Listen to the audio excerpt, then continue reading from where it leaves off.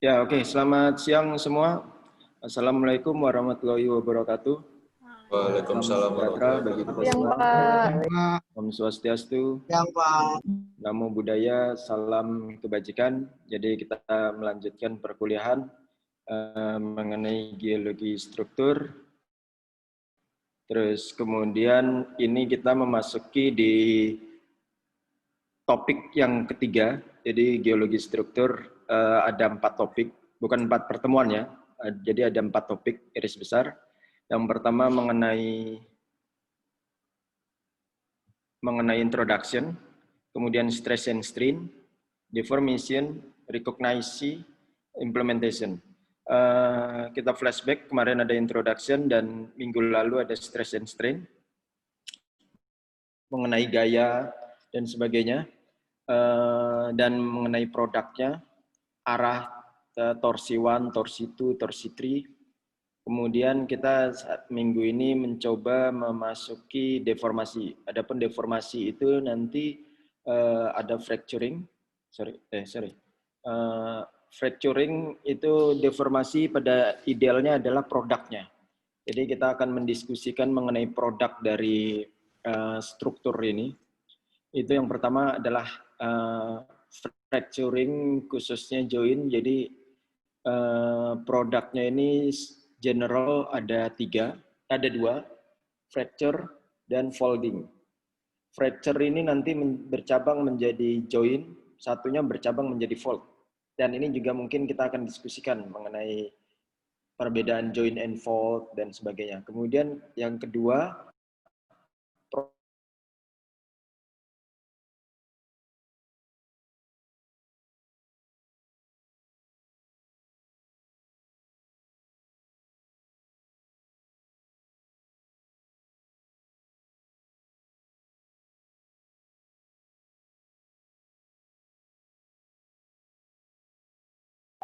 Tes.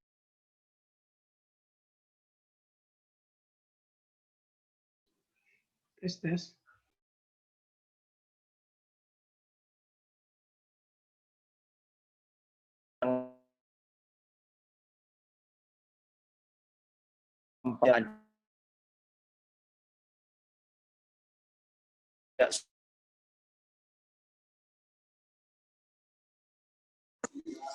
Tes C. Ngelek nggak kalian? Ngelek enggak, Wak? Ngelek ya? halo tes. Emang ngelek kan? Masuk Pak, Tes, masuk. Masuk, Masuk, Pak. Pak. Masuk, Ya, Pak. masuk ya. Masuk, Tadi Pak. putus kayaknya.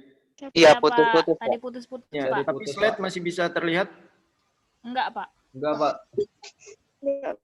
Bisa? Enggak, Pak. Belum. Belum. Pak. Ada, Pak. Hah? Ada? Belum ada. Belum ada, Pak. Belum ada, Pak. Pak. Oh ya, oke. Sip. Bentar.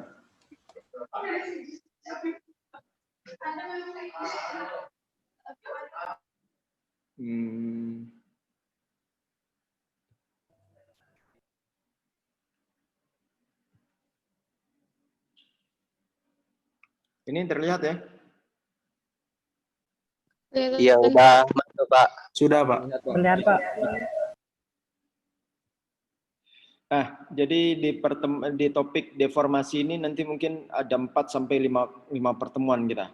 Untuk hari ini mungkin kita tidak lama karena sudah wasting time hampir 1 jam tadi, sehingga mungkin kita estimasi sampai jam 12 saja. Jadi ada waktu sekitar 25 menitan lagi. Nah, ini deformasi goalnya adalah membedakan jenis atau tipe deformasi. Kemudian mengidentifikasi deformasi tektonik dalam berbagai dimensi, jadi dari skala regional, skala lokal, bahkan skala detail.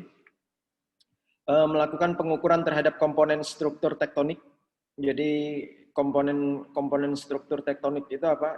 Ya tadi, ada fracturing, ada folding. Kemudian mengolah dan menganalisis data hasil pengukuran komponen struktur. Jadi analisisnya, kemudian menginterpretasi mekanisme deformasi. Jadi ini lebih ke arah stresnya. Jadi komponen struktur itu adalah strain-nya, kalian ukur dimensinya, kemudian baru diinterpretasi stresnya. Datangnya gaya dari mana, kemudian kekuatan gaya seperti apa, sehingga bisa membuat produk ini entah itu terlipat atau entah itu terpatahkan.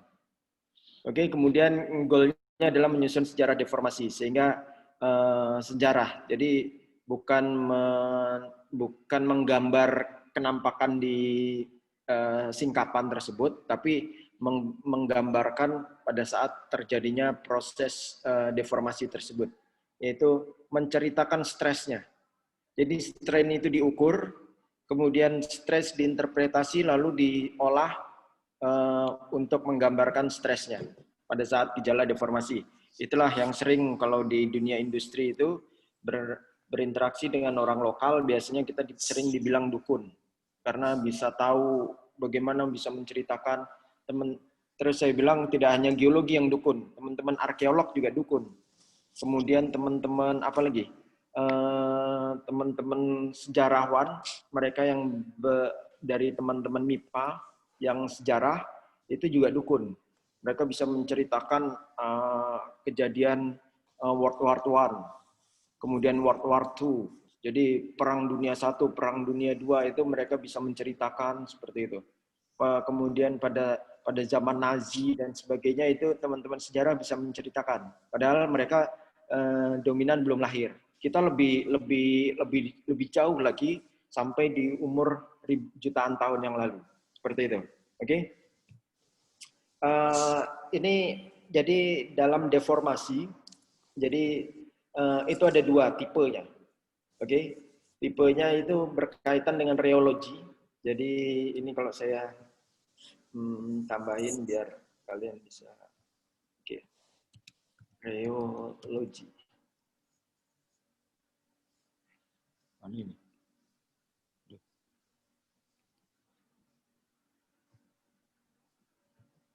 Aduh, sorry.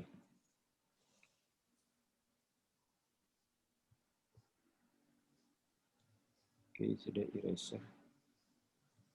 Oke, terus sorry nggak terlihat tadi.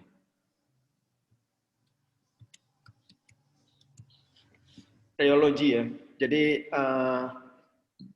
tipe batuannya ini ada dua berdasarkan sifatnya lah. Jadi ada yang brittle, ada yang ductile. Ini sering dikenal dengan reologi. Jadi ini terminologinya. Jadi reologi itu apa? Reologi adalah sifat-sifat batuan atau tipe batuan itu ada dua. Apa itu? Brittle and ductile. Ada teman-teman UK menyebutnya dari UK itu nyebutnya plastis. Tapi kalau teman-teman dari US itu nyebutnya ductile. Ini hanya term saja, ibaratnya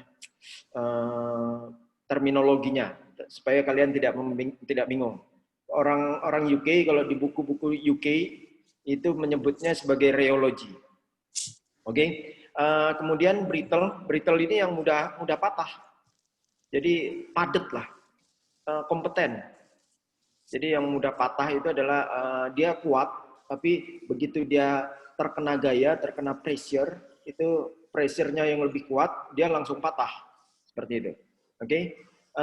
Brittle deformation, rocks deform by developing marked discontinuities across which there is often a break, okay, in cohesion. Jadi ada microfracturing, ada or jointing, faulting, and tectonic brexia. Oke. Nah, jadi deformasi ini, reologi ini sifat batuan yang nantinya dia produknya nanti ada fracturing or joint, kemudian faulting. Oke. Jadi balik lagi ke slide sebelumnya tadi, deformasi itu ada produk struktur geologi itu ada dua. Fracturing and folding. Itu terkait dengan reologinya. Kalau yang brittle itu dia fracturing, nanti fracturing ada fracturing itu sebentar. Fracturing itu ada dua, jointing and faulting.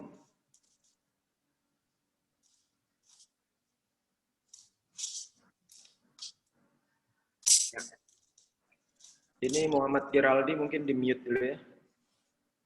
Ya, Oke, agar tidak mendistruk. Ya. Oke, kemudian yang ductile, ductile ini plastis. Jadi elastis lah. Oke. Jadi batuan yang terkena gaya dia tidak patah. Oke, dia nanti dia akan terlipat. Jadi di atas di sini ada ductile behavior, dia nanti terkena gaya, strain-nya itu nanti dia akan buckle and bending. Jadi buckle tuh apa ya? Buckle tuh terlipat, meliuk. Oke, dan bending. Bending itu nanti dia akan menebal. Nah, seperti itu. Kalau benda ditarik atau ini mungkin apa nih? Ini elastis juga ya, kalian itu ya. Ini kalau ditarik, ini sifatnya ductile ini, material ini. Oke, kalau ditarik, kemudian kalau didorong, nah buckling dia. Oke, buckle and bending. Ductile deformation, batuan yang terbentuk dari sebaran strain dan dia smoothly varying manner throughout the deforming mesh. Jadi contohnya itu folding. Oke, brittle and ductile deformation, transition type of deformation. This type is a function of hydrostatic pressure, temperature, and strain. Oke, jadi narasi ini maksudnya brittle dan ductile deformasi itu material yang ductile itu juga bukan berarti terkena gaya terus, dia bukan berarti dia nanti langsung akan terlipat terus. Ada batasannya. Oke. Nah, batasannya nanti kalau melebihi batasan nanti dia akan putus. Kalau didorong terus nanti melebihi batasan dia akan patah. Seperti itu. Contoh analoginya ini atau karet. Karet itu elastis. Cuman kalau kalian tarik terus itu nanti dia akan putus. Seperti itu. Oke. Nah, itu semua kaitannya dengan hydrostatic pressure. Jadi tidak sifat apa ya? Sifat material lah, sifat material di dalamnya. Oke. Kemudian ada temperatur juga. Oke, terus kemudian kecepatan strain. Strain rate ini yang tadi saya diskusikan. Jadi bisa gayanya terus bekerja. Oke, nanti dia katanya ductile itu buckle and bending. Tapi kok ternyata dia patah. Ya, bisa. Karena apa? Karena dia strain rate-nya terus bekerja terus, kecepatannya. Sehingga dia nanti elastisitas batuannya, elastis gaya melebihi elastisitas batuannya, dia jadi nanti patah. Nanti ada produknya yang tadi pengantar dari Prof. Edi tadi. Oke? Itu ya. Jadi overall deformasi ini ada dua. Produknya juga ada dua, fracture and folding. Fracture ini berasosiasi dengan brittle, ductile ini berasosiasi dengan folding. Oke, materialnya apa? Materialnya itu yang sifatnya ductile, itu batu lempung. Oke, bukan berarti batu lempung itu yang ductile tidak mungkin terjadi patahan pada batu lempung, bisa. Karena apa? Karena kaitannya dengan hydrostatic pressure, ada temperature dan strain rate. Oke, di batu pasir juga seperti itu. Batu pasir yang sangat keras atau batu pasir yang kompeten sekali, yang dinilai oleh orang itu adalah brittle, hanya saja dia bukan selalu terpatahkan. Dia bisa terlipat. Karena apa? Karena berikutnya adalah temperature. Jadi besi itu bisa meliuk. Oke, besi itu katanya besi itu padat, ya kan? Dia pasti patah, belum tentu akan meliuk. Kalau apa? Teman-teman dari teknik mesin itu akan meliukkan besi, pipa, itu materialnya dari besi. Tapi kok bisa meliuk? Ya, karena dia namanya juga rekayasa ya. Rekayasa engineer. Engineer itu kan rekayasa. Berbagai macam benda itu bisa dimanipulasi lah. Oke? Nah, bisa dimodifikasi. Nah, dengan meningkatkan temperature-nya. Oke, jadi ini besi, oke, ngelas itu di api, nanti dia akan meliuk seperti itu. Oke, itu jangan bukan diterima mentah-mentah ya, tapi semuanya itu bisa terjadi. Tapi pada dasarnya brittle itu dia terbentuk fracture. Ini ada pengecualian. Kalau ada hydrostatic pressure, ada peningkatan temperature dan sebagainya. Oke, saya next. Oke.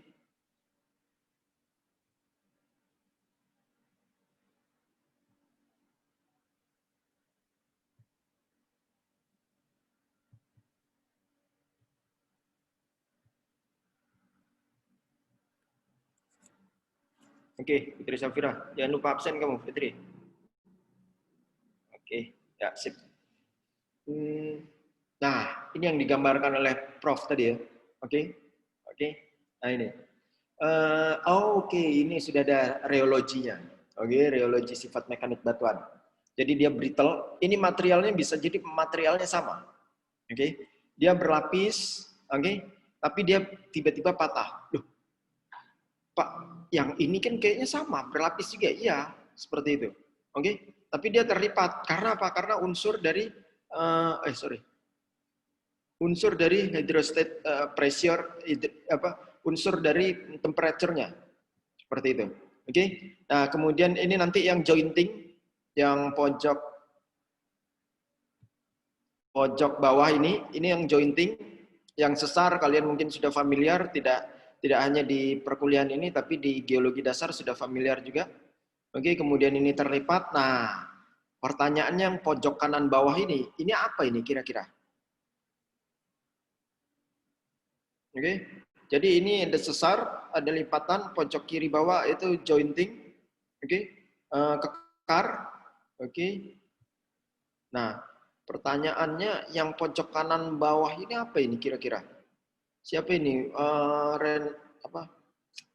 Gerald, kamu percaya dengan siapa, Gerald, yang kiranya bisa menebak gambar pojok kanan bawah ini, Gerald? Zahra Aulia, Pak. Siapa? Zahra Aulia. Ya, Zahra Aulia. Namanya yang disebut si Gerald tadi, kira-kira apa ini? Yang kanan bawah ini? Kira-kira Zahra Belinda Aulia. Cek. Itu. Ini kamu nggak ada monitor nggak nyalain kameranya? Ya, oke. Zahra Aulia, bagaimana Zahra? Itu kalau menurut saya lipatan. Atau fold ya? Ya, tapi itu. Ya, itu dulu ya. Itu dulu, Pak. Oke, ya sip. Ya, jangan malu Zahra. Oke. Di sini sama-sama belajar. Prof yang yang sudah berusia aja malu nggak malu dia harus belajar. Oke. Jadi jangan malu kalau nantinya ditunjuk lagi oleh si Gerald ya, Zahra. Oke. Nanti ada waktunya kamu untuk menunjuk Gerald lagi nanti, Zahra. Ya. Siapa?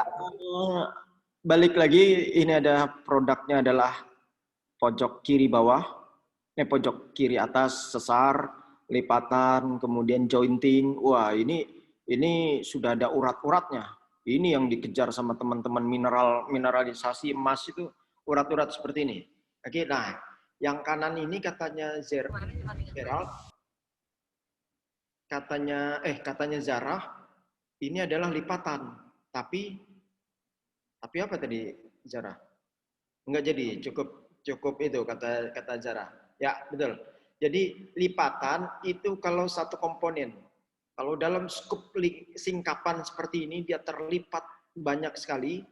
Ini bagian dari folding juga. Hanya saja dia bukan sekedar lipatan, ini adalah foliasi. Ya, ini saya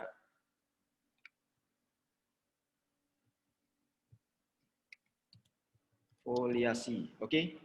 Ini ya. Foliasi. Ya. Ini material yang terbentuk di batuan-batuan metamorf. Khas sekali di batuan metamorf. Oke. Nanti metamorf ada dua. Ada foliasi dan non foliasi seperti itu.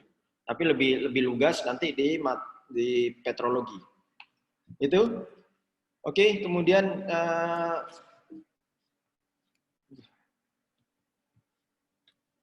ya.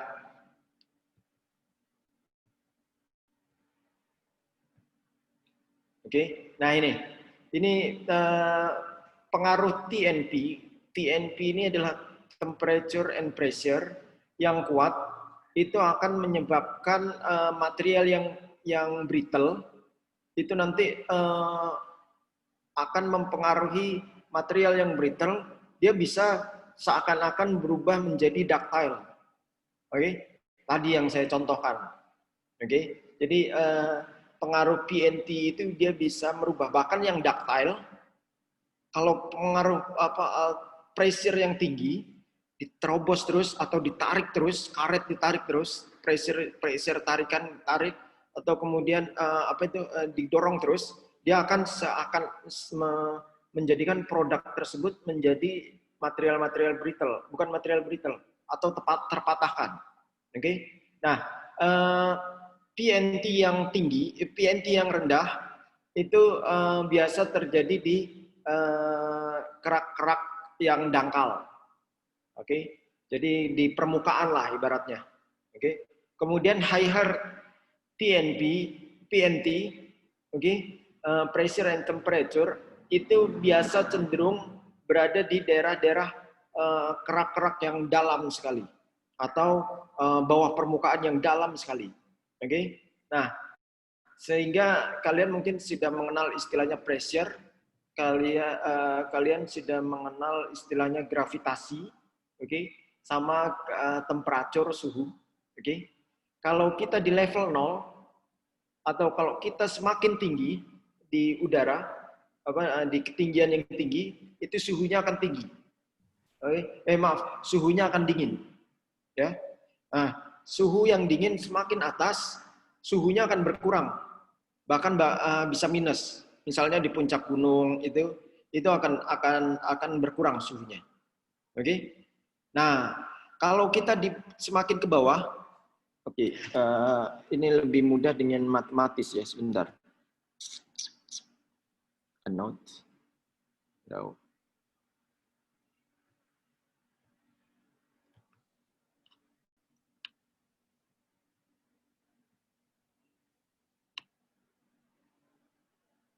Ya, kalian pernah dengar MDPL? Meter di bawah permukaan laut? Atau sea level? Nah, Pak. Ya, oke, good. Nah, itu levelnya adalah 0. Oke, 0 bukan 0 derajat, 0 meter. Oke. Kalau kita di Palembang ini rata-rata 16 sampai 18 meter. Oke. Nah, ini relevansi dengan suhu, dengan temperatur. Kalau kalian di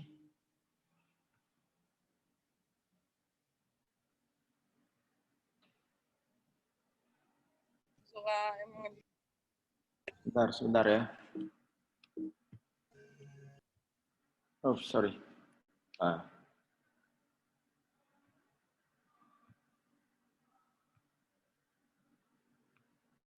Kuning.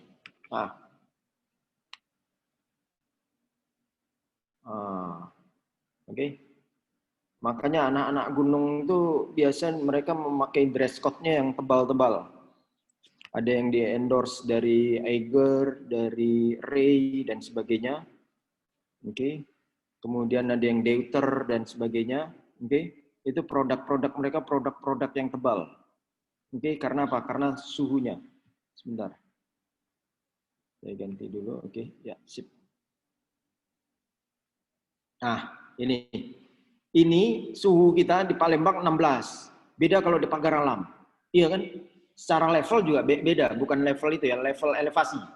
Oke, tinggi. Suhu yang dingin itu temperaturnya kan rendah. Oke. Nah, semakin ke bawah ini temperaturnya suhunya dia panas, otomatis temperatur tinggi. Sekarang di Palembang itu minggu lalu itu bahkan mencapai 34 derajat.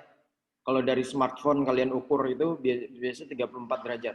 Jakarta saya akhir weekend lalu itu tanggal 5 kemarin itu waduh gila-gilaan sampai 34 derajat seperti itu. Oke, normalnya itu 28, 26 seperti itu. Oke, 26 itu dingin, 34 semakin panas. Oke, nah itu.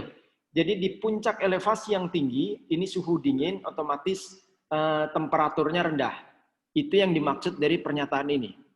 Oke, semakin di dangkal, di permukaan yang dangkal ini, oke, ini dia temperaturnya rendah. Oke, semakin di bawah permukaan, temperaturnya akan tinggi. Air mendidih itu kan panas, temperatur tinggi. Oke, nah semakin bawah lagi, dia temperatur tinggi lagi. Oke, bahkan kalau dari kurvanya teman-teman metamorf itu sampai 3.600-an. Oke, itu pressure ya. Jadi semakin ke bawah temperatur akan tinggi. Kaitannya dengan pressure P-nya. Oke, di permukaan ini kalian mengenal gravitasi. Oke, kalau kalian lepaskan benda handphone ini, kalau kalian lepas akan jatuh ke bawah.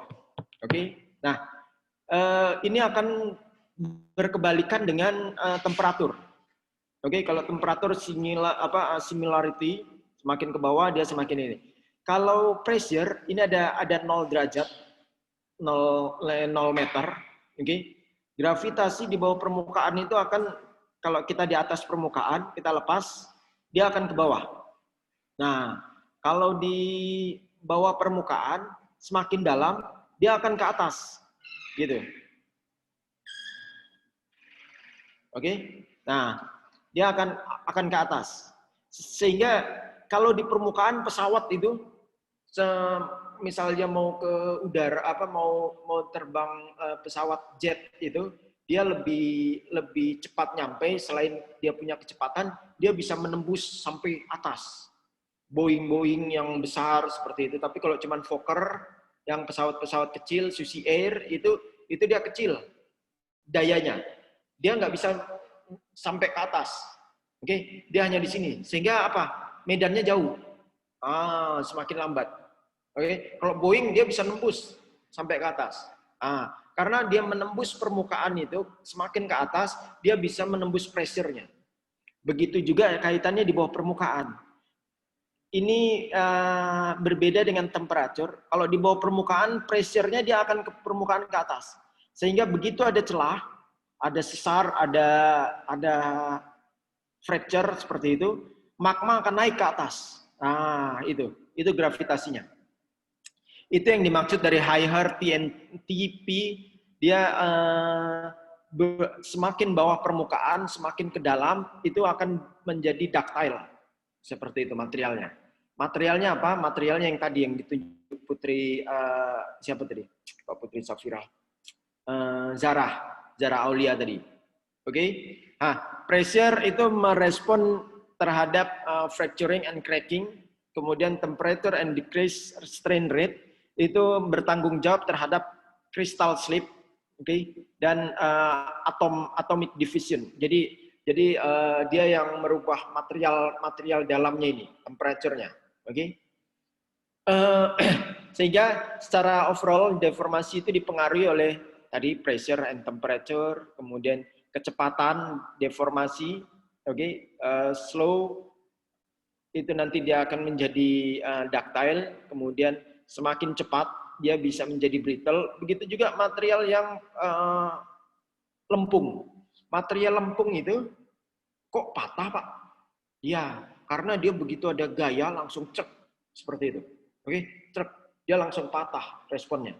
Itu kalau kecepatannya kuat. Tapi kalau batu lempung yang ductile itu hanya akan terlipat. Kalau rate deformation-nya perlahan seperti itu. Semoga ini ditangkap. Saya next. Nanti kalau masih belum atau butuh penyelarasan, nanti ada di diskusi terakhir. Ini tadi makanya ini foliasi metamorf. Ini terbentuk di bawah permukaan material basement seperti itu. Kok dia bisa terlipat, Pak? Padahal saya palu ini keras.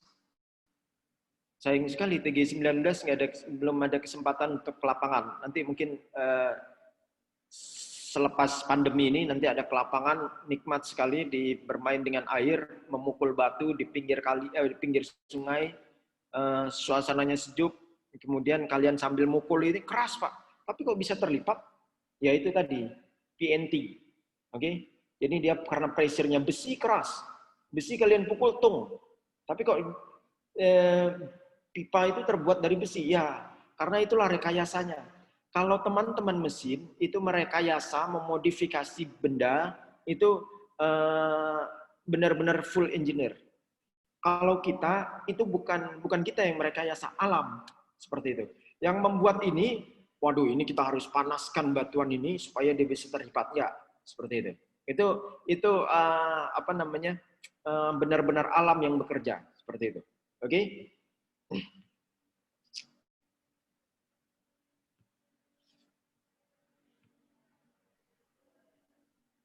Ya, oke. Kemudian brittle and ductile transisi itu berada di kedalaman 10 sampai 15 km. Oke. Di bawahnya dia ductile, kemudian ke atas nanti dia akan padat brittle seperti itu. Continental crust earthquakes itu berada di antara transisi. Oke. Jadi gempa-gempa itu relevan di kedalaman 10 sampai 15 km seperti itu. Oke. Kemudian brittle and ductile itu can occur in the same rock depending. Jadi dia bisa terbentuk pada batuan yang sama. Oke, tadi yang saya itu pertamanya dia ductile, kemudian tiba-tiba dia berubah menjadi brittle seperti itu. Atau tadi yang dicontohkan material yang tadi metamorph keras, tapi kok dia bisa ductile. Nah, itu karena apa? Tadi sudah kita diskusikan seperti itu. Karena faktor-faktornya di mana tadi? Previous one. Oke. Ini karena temperatur dan pressure seperti itu. Oke. Jadi jangan diterima mentah-mentah materialnya ini keras, brittle. Tapi waktu belajar GS materialnya ini harusnya dia kekar-kekar di sini, patah. Tapi kok dia bisa terlipat. Pada saat kalian memalu ini keras sekali seperti ini. Wah, ini nggak normal ini gitu. Oke. Ya memang nggak normal. Justru itu dari pendekatan sains. Oh ini pengaruh dari bukan pressure yang bekerja di sini. Tidak hanya pressure, tapi ini yang bertanggung jawab penuh adalah T-nya, temperaturnya. Oke. Analoginya adalah besi bisa meliuk, kemudian apa lagi? Besi jalanan itu bisa dibentuk semacam-macam karena dia ada pengaruh panas. Panasnya apa kalau di dalam alam? Apakah panas matahari? Bukan panas matahari. Oke, panasnya adalah panas temperatur suhu di bawah itu ada karena ada magma, kemudian karena ada gravitasi, kemudian karena ada natural. Oke, jadi bukan panas matahari, bukan temperatur karena panas matahari. Kalau di permukaan ini pengaruh panas matahari. Oke. Saya next lagi. Di note kita mungkin sampai di sini dulu, baru kita akan masuk ke joinnya. Jadi pertemuan hari ini baru sebatas mengenai rheology. Apa itu rheology? Itu adalah sifat mekanik batuan. Apa saja sifat mekanik batuan? Sifat mekanik batuan sejatinya ada dua. Cuman terminologinya itu ada berbagai macam, ada brittle and ductile, teman-teman UK menyebutnya sebagai plastis atau elastis seperti itu. Oke, kalian jangan bingung, tergantung sumber buku yang kalian baca nantinya condong ke lingual yang mana. Oke, kalau lingual dari UK dia nyebutnya brittle. Kalau buku-buku Australia itu menyebutnya dengan elastis atau plastis seperti itu. Karena Aussie dia cenderung ke UK oriented, bekas jajahannya UK seperti itu. Oke, saya rasa demikian. Minggu depan tolong diingatkan saya ini sampai kita akan masuk ke join. Jadi previous.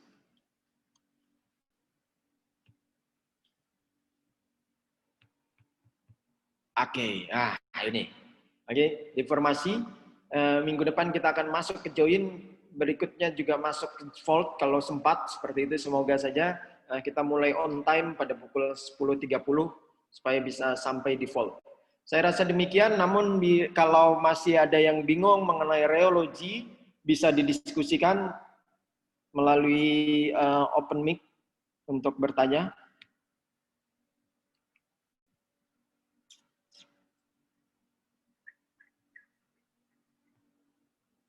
Ya, kita tunggu 1 menit.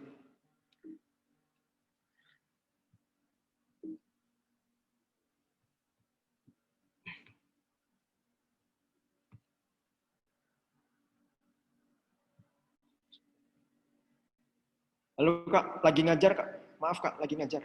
Ya, ya, sip.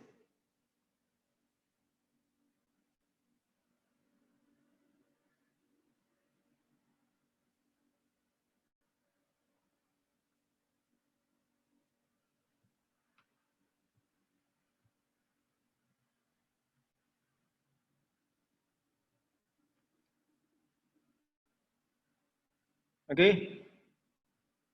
Ya, saya baru terbaca. Tidak masalah Kurnia. Memang seyogyanya kalau kalian akan meninggalkan tempat sebentar itu bisa itu supaya pada saat di tengah-tengah diskusi itu kalian tidak dianggap ghosting.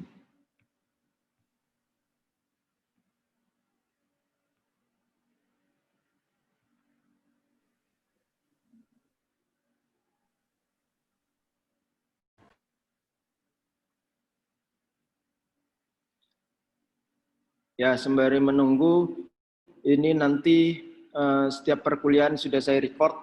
Mungkin untuk pembelajaran kalian, pada saat mungkin pas live show ini kalian terganggu sinyal, itu bisa dipantau dari e-learning. Suatu saat saya akan men-sharing linknya untuk recordnya, jadi record as report. Itu saya share di e-learning nanti. Beberapa baru petrologi batubara yang saya share. Oke, sudah 1 menit. Kalau tidak ada pertanyaan dianggap bisa memahami karena simple sekali, belum membutuhkan sesuatu yang pemikiran yang sulit. Hanya 2 komponen, brittle and ductile. Oke, terima kasih partisipasinya. Kita lanjutkan di pertemuan minggu depan. Semoga tidak ada halangan, kita bisa on time di pukul 10.30. Waktu di jam saya juga sudah 12. Pukul 12, jadi 30 menit kita. Oke, terima kasih semua. Sampai bertemu. Terima kasih Pak. Minggu depan. Terima kasih Pak. Terima kasih Saya kuliah. Terima kasih Pak. Terima kasih banyak Pak. Makasih Pak. Oke. Ya, Terima kasih Pak. sambil jadi panitia ya Farhan ya. Iya Pak. Iya, jadi semua berjalan ya enggak? Semuanya bisa dijalankan. Itulah kenikmatan kelebihan dari menikmati teknologi. Bahkan bertiga, oh ini si Aulia ini ya. Siapa tadi yang ditunjuk viral? Zara Pak. Zara Aulia sama Miftah. Zara Aulia yang itu ya tadi? Iya yang jawab tadi Pak. Iya.